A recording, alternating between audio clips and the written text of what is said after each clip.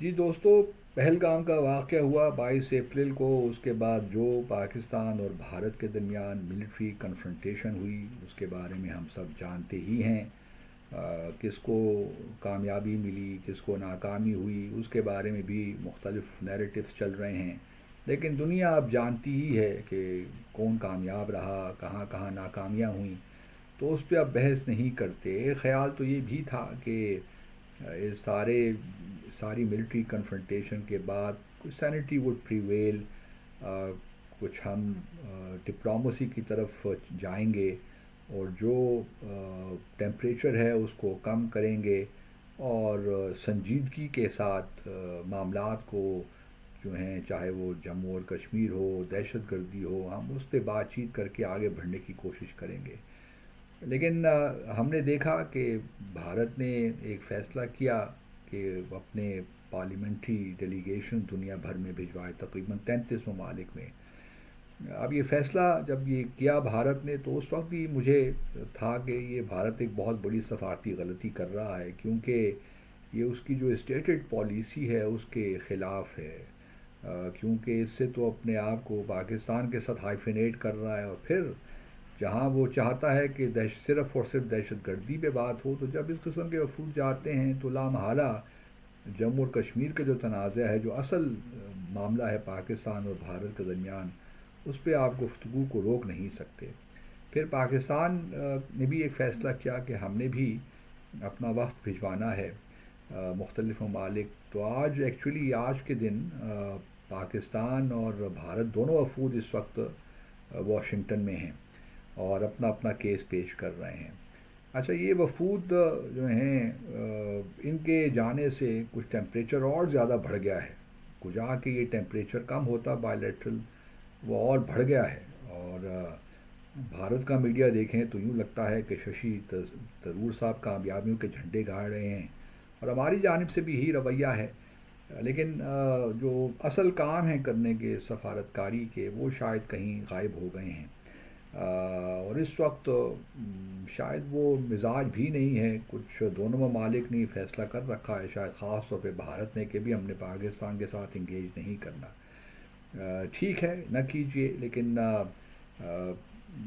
میرے اپنے خیال میں یہ جو اس ٹیمپریچر کو نیچے آنا چاہیے، اور تھوڑا سا سفارت ڈپلومسی کی طرف تھوڑا سا رجحان کرنا چاہیے کہ جو معاملات ہیں اس کو کس طرح اب حل کیا جائے. کیونکہ نہ یہ پاکستان کے حق میں اور نہ ہی بھارت کے حق میں ہے. دوسری جانب یہ بھی افواہیں بھارت میں گردش کر رہی ہیں کہ شاید جے شنکر صاحب کو اب ہٹایا جا رہا ہے، کیونکہ پہلگام کے واقعے کے بعد جے شنکر صاحب اس طرح افیکٹو نظر نہیں آئے کہ وہ بھارت کا بیانیہ کوئی صحیح طور پہ بلڈ کر سکیں.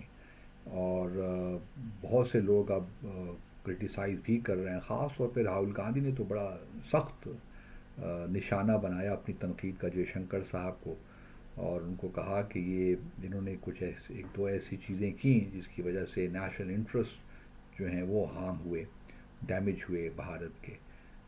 تو ان کے کچھ اسٹیٹمنٹس، خاص طور پہ کہ انہوں نے پاکستان کو پہلے سے انفارم کر دیا تھا کہ ہم صرف ٹیررسٹ بقول بھارت کے ان کو ہم ٹارگٹ کریں گے، فیسلٹیز کو. تو یہ راہل گاندھی کے بقول پاکستان کو پہلے سے انفارم کر دینا تھا، اور پاکستان نے تیاریاں مکمل کر لی تھیں. اس لیے پاکستان کا جواب جب آیا تو بڑا افیکٹو ہوا، اور ہم نے بہت سے ایئر ایسٹس ہم نے لوز کیے.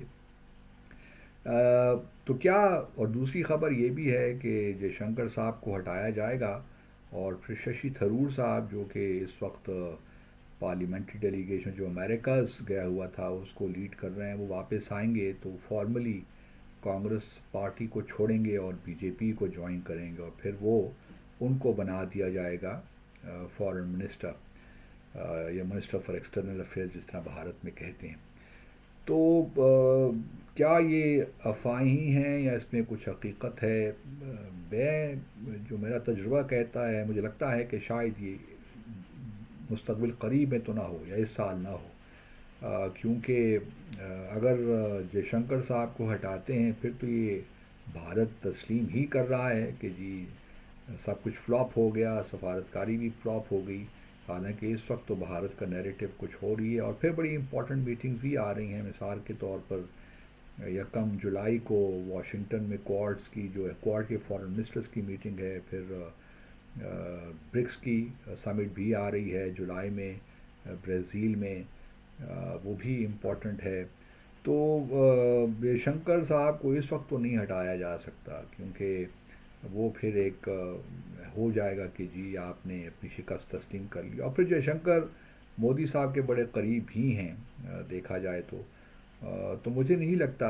اور پھر ششی تھرور صاحب کا واپس آنا، کیا وہ فارملی کانگریس کے تو اب ان کے درمیان دراڑیں پڑ ہی گئی ہیں، اب یہ بی جے پی کو کب جوائن کرتے ہیں یہ الگ سوال ہے، اور آیا وہ ریزائن کر کے بی جے پی کو جوائن کرتے ہیں، لیکن جس طریقے سے وہ مودی صاحب پہ گن گا رہے ہیں ششی تھرور صاحب دنیا بھر میں، وہ ایک زبردست بات ہوئی ہے، ایک تبدیلی آئی ہے، کیونکہ میں خود ذاتی طور پہ ششی تھرور کو پڑھتا بھی رہا ہوں، ان سے ملاقاتیں بھی ہوئی ہیں، تو وہ جس طریقے سے مودی صاحب کو نشانہ بناتے رہے ہیں، اس کے بعد سے اکثر یہ تبدیلی آنا ہندوتوا سے، کیونکہ ایک تو سیکولرسٹ جو ہے اپنے آپ کو کہتے ہیں، دوسری جانب وہ ہندوتوا کے خلاف لکھتے بھی رہے ہیں اور بولتے بھی رہے ہیں، تو اب اسی پارٹی کو جوائن کرنا، I do not know, but politicians you never know, اس قسم کی چیزیں تو کوئی زیادہ مشکل نہیں ہوتی پولیٹیشینز کے لیے۔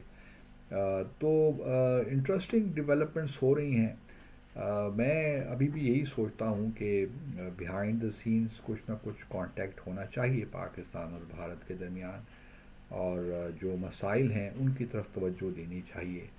یہ ڈومیسٹک کنزمپشن کے لیے تو چیزیں چلتی رہیں گی، یہ بھی ٹھیک ہے، پبلک ڈپلومیسی بھی پارٹ ہے سفارت کاری کا، لیکن صرف وہی ہو کے رہ جائے تو پھر وہ جو اصل چیزیں ہیں وہ وہیں رہ جاتی ہیں، اور ان کا کوئی حل نہیں نکل پاتا۔ تو public diplomacy is one of the tools of diplomacy, لیکن سارا انحصار اگر اس پہ ہی ہو جائے تو پھر معاملات آگے نہیں بڑھتے۔ اصل سفارتکاری کا کام تو ہے کہ آرٹ آف دا پاسبل جسے کہتے ہیں، تو وہ پاسبل کیا ہے، اس پاسبل کو بنانا ہی سفارتکاری کا آرٹ ہے۔ تو میرا تو یہی ہے خیال کہ اس طرف توجہ بھی دینی چاہیے، رادر دین کہ ہم اپنے آپ کو بالکل بند گلی میں ڈال دیں، کیونکہ بند گلی میں تو ہیں، اور چونکہ مودی صاحب سے آپ کچھ بھی توقع رکھ سکتے ہیں، وہ ایک مس کیلکولیٹ بھی کر سکتے ہیں چیزوں کے، جس طرح انہوں نے پہلگام کو یا ان کی لیڈرشپ نے کیا کہ پاکستان کا جو ریئیکشن آئے گا وہ اس کو نہیں اینٹیسپیٹ کر پائے، لیکن اب میرا خیال میں یہی ہے کہ سفارتکاری کو ایک موقع ملنا چاہیے۔ Thank you.